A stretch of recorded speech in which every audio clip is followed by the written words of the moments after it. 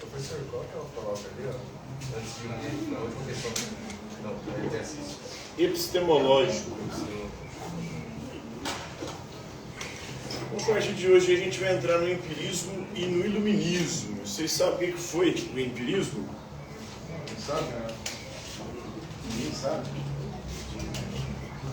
O empirismo foi uma corrente filosófica moderna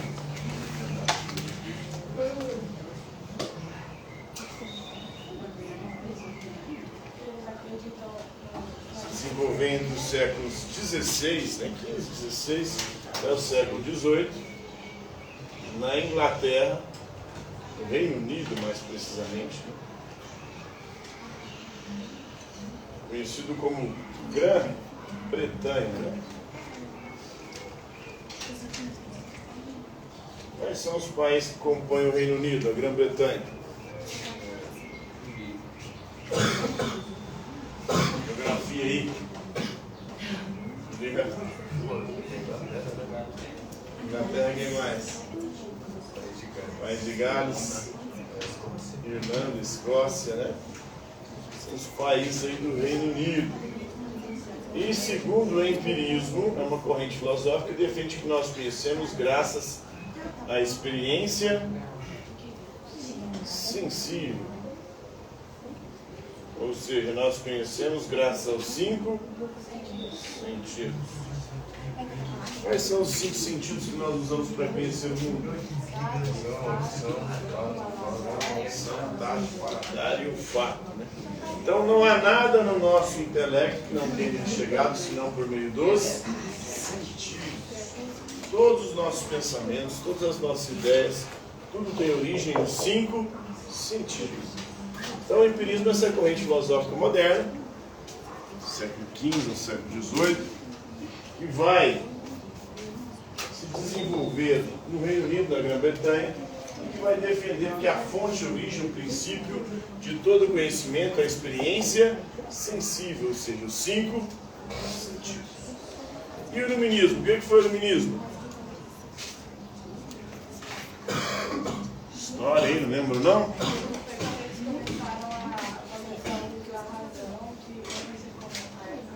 Foi um movimento cultural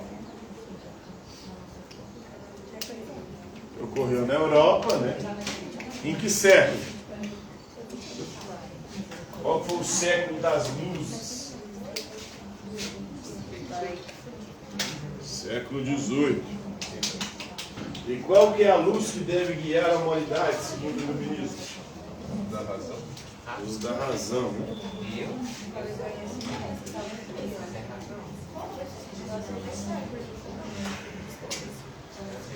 Então, para os iluministas, somente a razão pode conduzir a humanidade à liberdade.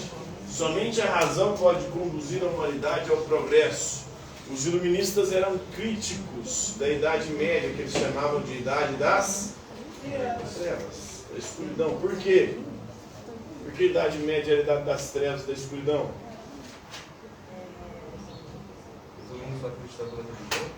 Porque as pessoas se deixavam guiar pela religião. A religião é trevas, porque a religião ela é baseada não na razão, mas na fé. Por isso, era um período de trevas. Segundo os iluministas, a religião e a fé, em vez de resolver os problemas humanos, conduzir o ser humano à liberdade, ao progresso, a religião representa um atraso, a escuridão. A religião só provoca divisões, guerras, desentendimentos. Tanto que na Idade Média nós tivemos uma famosa guerra, um famoso confronto. Qual foi a guerra mais famosa da Idade Média? Guerra dos 100 anos. 100 anos foi entre Inglaterra e França, não foi uma guerra religiosa. Foi por sucessão do trono e por territórios. Oi? As cruzadas. As cruzadas foi um confronto entre quem? A Igreja Católica e os muçulmanos, islâmicos. Eles estavam disputando o quê? Jerusalém, a Terra Santa. Né? Então, as cruzadas foi se a Igreja Católica perde, né? porque os muçulmanos conseguem uma expansão para ali. A religião muçulmana, o islamismo vinha se expandindo desde Maomé, no século VII, e vai tomar conta da Terra Santa, do norte da África. O domínio islâmico vai chegar até a Península Ibérica, que é onde ficava quais países? Ou fica atualmente quais países? Península Ibérica.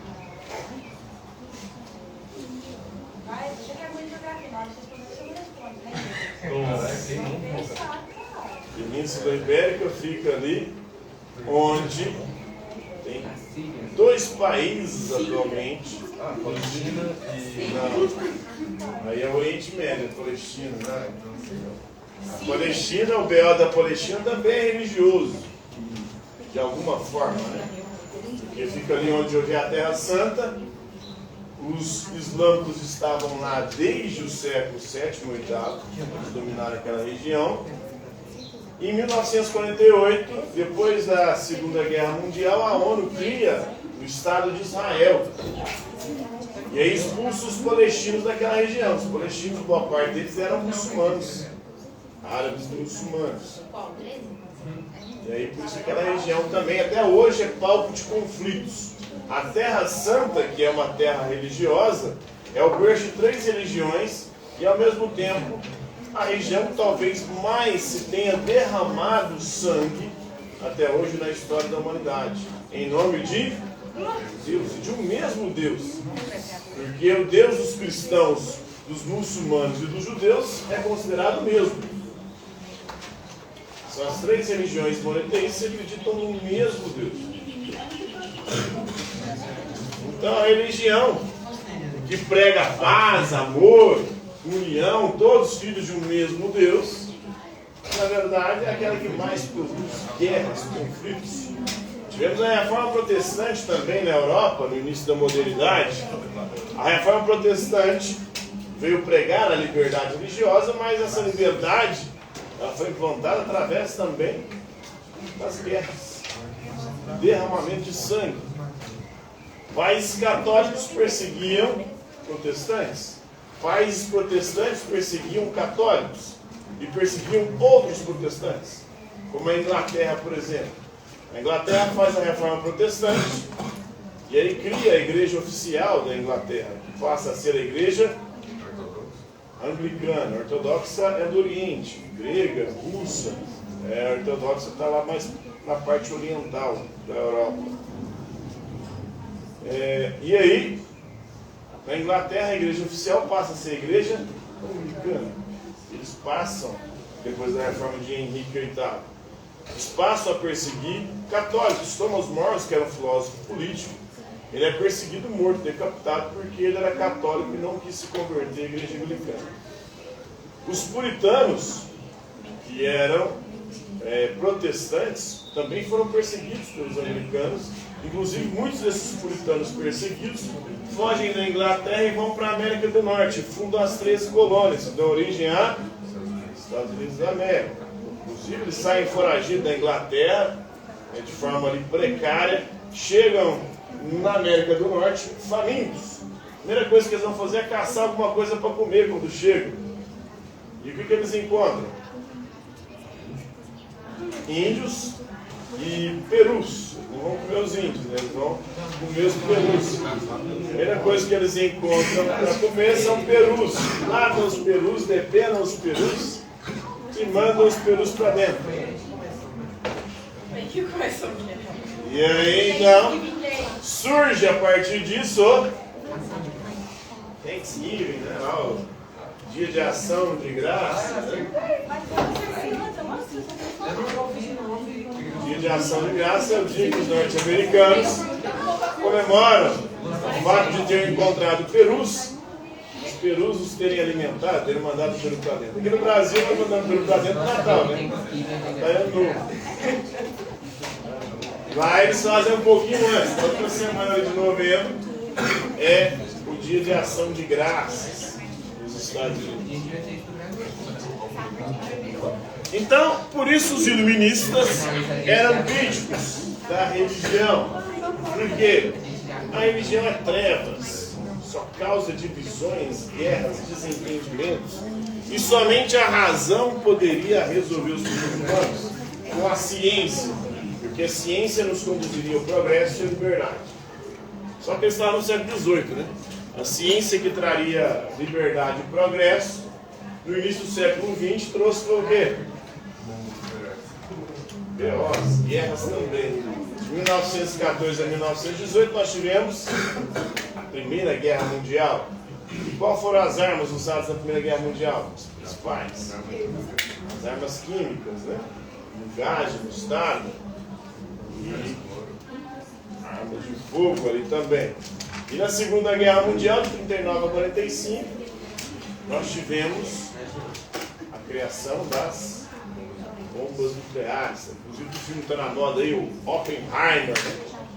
Foi um dos responsáveis. Foi.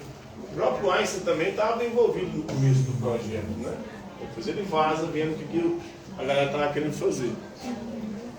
Eles produzem as bombas nucleares e aí a ciência, a razão que era para resolver os nossos problemas, criou um problema muito maior, né? A possibilidade da extinção da própria humanidade, com o poder de destruição que a razão e a ciência criou. Então eles acreditavam que a religião dava B.O., mas não perceberam que a ciência e a razão também produzem elas. Onde o empirismo se desenvolveu, no Reino Unido, na Grã-Bretanha, que é gnosiologia e epistemologia. Logia é sempre o quê? Estudo de alguma coisa, né? Gnose, em grego, é conhecimento. Episteme, em grego, é ciência. Então, gnosiologia seria o estudo do conhecimento.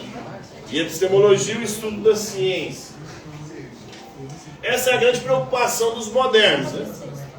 Qual que é o princípio, a origem de todo conhecimento? Para os racionalistas, o princípio, a origem, a fonte de todo conhecimento é a razão. Para os empiristas, é a experiência sensível. Isso é uma epistemologia, né? A epistemologia moderna, o estudo da ciência, vai dizer que a razão e a experiência são os dois fundamentos, os dois pilares da ciência. E o apriorismo kantiano? Kant vai fazer uma síntese entre racionalismo e empirismo. Para ele, a experiência sozinha não produz conhecimento, ela precisa da razão. Os sentidos captam os dados na realidade. A razão organiza esses dados e transforma esses dados em conhecimento, em ciência. Então, para Kant, quando a gente nasce como uma folha de papel em branco. Todo conhecimento começa com a experiência sensível. Mas os sentidos sozinhos não são capazes de produzir conhecimento, porque se fossem, os animais não produziriam. Então nós precisamos da razão, que é a faculdade do entendimento. Então a gente não nasce com conhecimento nenhum, mas nasce com duas coisas que ajudam a gente a conhecer. São os sentidos e a razão. Os sentidos captam os dados da realidade. A razão organiza esses dados e transforma eles em conhecimento e ciência. Isso é o apriorismo kantiano, né? Muitos olhos.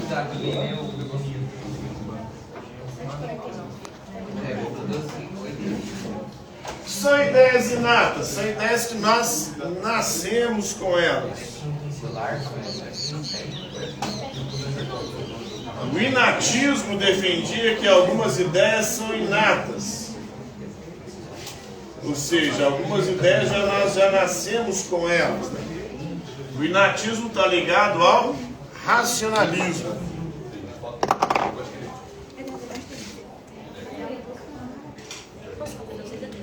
Descartes, por exemplo, defendia que quando a gente nasce, nós já nascemos com algumas ideias. Porque tem algumas ideias que não vieram da experiência sensível de sentidos. Por exemplo, a ideia de Deus. Alguém já viu Deus? Já tocou? Ouviu? Sentiu o cheiro ou o sabor de Deus? Não é possível ter uma experiência sensível de Deus. A experiência de Deus é mais espiritual, intelectual, racional. Por quê? Porque a ideia de Deus teria sido colocada, segundo Descartes, na nossa mente pelo próprio Deus ao nascer. Nós já nascemos com essa ideia. Por quê? Para que depois a gente possa desenvolvê-la ou ter acesso a ela. Uma ideia inata, nasce na nossa mente com a gente, que teria sido o próprio Deus quem colocou na nossa mente, porque depois a gente pudesse procurá-lo. Mas experiência sensível de Deus não é possível. E por isso que Kant vai dizer que teologia não pode ser ciência. Por quê? Ciência precisa de experiência sensível, de algo que seja possível de perceber com os sentidos. Se não é possível experimentar algo sensivelmente com os sentidos, isso não pode ser passível de conhecimento científico. Pode ser especulação, mas não pode ser ciência. Porque não tem como experimentar Deus com os sentidos.